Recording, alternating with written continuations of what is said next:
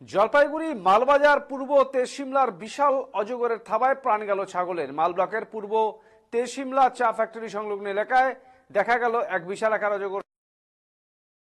বৃহদাকৃতির অজগর সাপ হঠাৎই চা বাগান লাগো এলাকায় দেখা যায় এবং মুহূর্তের মধ্যে একটি ছাগলকে পেঁচিয়ে ধরে গিলে খাওয়ার চেষ্টা শুরু করে সাপটি। ঘটনাস্থলে উপস্থিত শ্রমিক ও বাসিন্দাদের চোখে পড়তেই শুরু হয় চাঞ্চল্য। লোকজন তড়িঘড়ি চিৎকার চেঁচামেচি করে সাপটিকে ছাগল থেকে আলাদা করতে সক্ষম হলেও ততক্ষণে ছাগলটির মৃত্যু ঘটে যায়।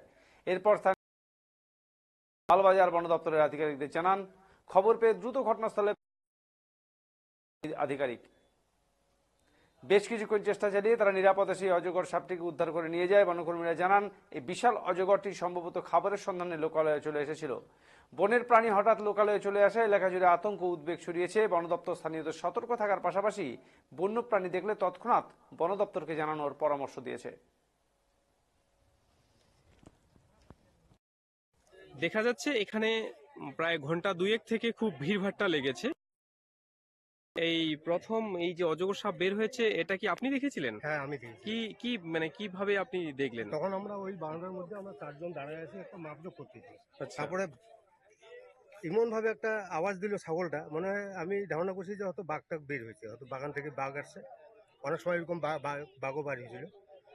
তখন দেখতে পাই যে এখানে সাপটাকে মানে ছাগলটাকে একদম পেঁচায় ধরছে আর মুখটা পুরা গিলে ফেলছে।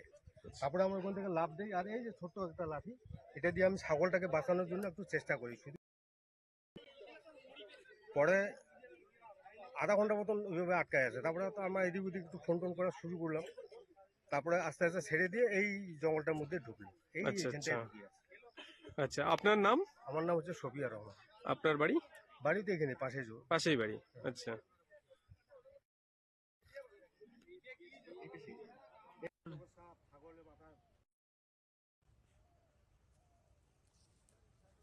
আমাকে বঙ্গতে ধারা বিদ্যা পড়লো মধ্যে